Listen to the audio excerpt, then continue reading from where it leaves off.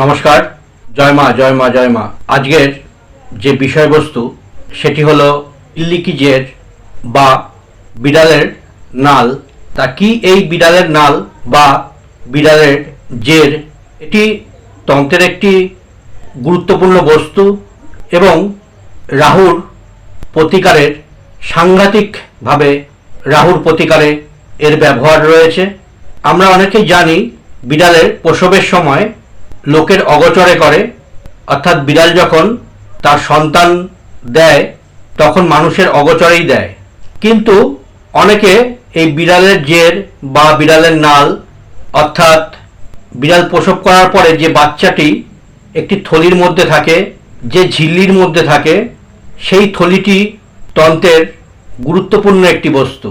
এটি যদি কারো কাছে থেকে থাকে বা কেউ যদি পেয়ে থাকেন, এটিকে সংগ্রহ করার পরে খুব যত্ন সহকারে একটি পাত্রেতে রেখে রোদে শুকিয়ে নেবেন, যাতে অন্যান্য কাক পক্ষী সেটি নষ্ট না করতে পারে। এবার সেটিকে মেটে সিঁদুর মাখিয়ে কর্পূর দিয়ে যদি পূজার স্থানে রাখতে পারেন বা যেখানে টাকা পয়সা রাখেন, ক্যাশ বাস্ক হোক, ব্যবসাদাররা ব্যবসাস্থলে রাখতে পারেন। এক্ষেত্রে ধনসম্পদ বৃদ্ধি পায়, যে কোনো দুর্ভোগ কাটে।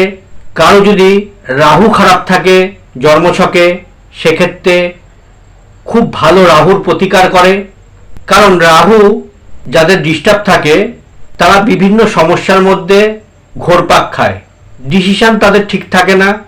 এক মুহূর্তে একটি ডিসিশন নিল, পরের মুহূর্তে ডিসিশন চেঞ্জ করে ফেলে, সঠিক পথে এগোতে দেয় না রাহু। নানা রকম বিপাকে ফেলাই এই রাহুর কাজ। তো সেই রাহুকে যদি প্রশমিত করতে চান, তাহলে এই বিড়ালের নাল বা বিড়ালের জের রাহুর 1 নম্বর প্রতিকার করে থাকে। তার সাথে সাথে মা ভগবতীর বিশেষ কৃপা এই বিড়ালের নাল বা বিড়ালের জেরের ওপর থাকে বলে এই জের অর্থকষ্ট দূর করে, জীবনকে মূল স্রোতে ফিরিয়ে আনে, ধনসম্পদ বৃদ্ধি পায়, টাকা পয়সা যাদের খরচা হয়ে যায় তারা অর্থকড়ি সঞ্চয় করতে পারবে এই বিড়ালের নাল বা বিড়ালের জের যদি আপনার কাছে থেকে থাকে।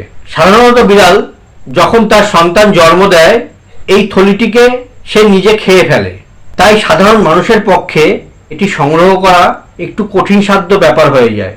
কিন্তু অনেকেই বিড়াল বাড়িতে পোষে, তারা অনেক সময় এটিকে সংগ্রহ করতে পারেন।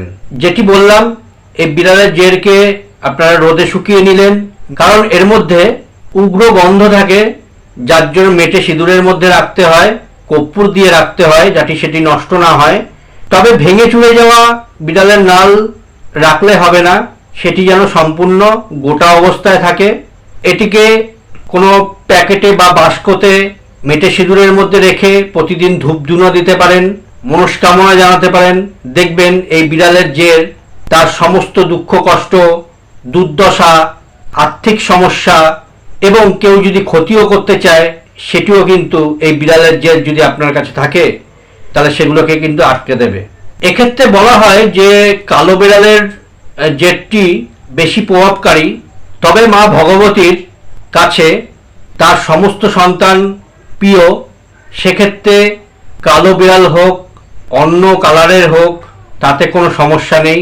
যে কোনো বিড়ালের এই জের আপনাদের সংগ্রহ করে সেটিকে যেই প্রসেসে বললাম সেরকমভাবে যদি রাখতে পারেন, অবশ্যই কিন্তু আপনার বিভিন্ন বিপদ, বিভিন্ন সমস্যা থেকে মুক্তি পাবেন। অনেকের এখানে প্রশ্ন আছে যে পরবর্তী সময় যদি এটি ভেঙে যায় তাহলে কি করব। সেক্ষেত্রে আপনারা বুঝবেন যে আপনার ওপর কোনো বিপদ এসেছিল, সেটি ভগবতীর কৃপায় এই বিড়ালের জেরের মাধ্যমে সেটি হয়তো ভেঙে গিয়ে আপনার বড় বিপদ থেকে আপনাকে রক্ষা করেছে। তবে সেটিকে মাটিতে গর্ত করে, যাতে অন্যান্য পশু সেটিকে তুলে না নষ্ট করতে পারে, সেরকমভাবে গর্ত করে পুঁতে দিতে পারেন এবং সেখানে মনস্কামনা জানাতে পারেন যে হে বিড়ালের জের, তোমাকে আমি এখানে বিসর্জন দিলাম, এই বলে বিড়ালের জেরটিকে পুঁতে দিতে পারেন মাটিতে। এটি কিন্তু আমি বললাম যদি কোনো কারণবশত পরবর্তী সময় সেটি ভেঙে যায় বা টুকরো হয়ে যায়, সেক্ষেত্রে আপনি এই কাজটি করতে পারেন।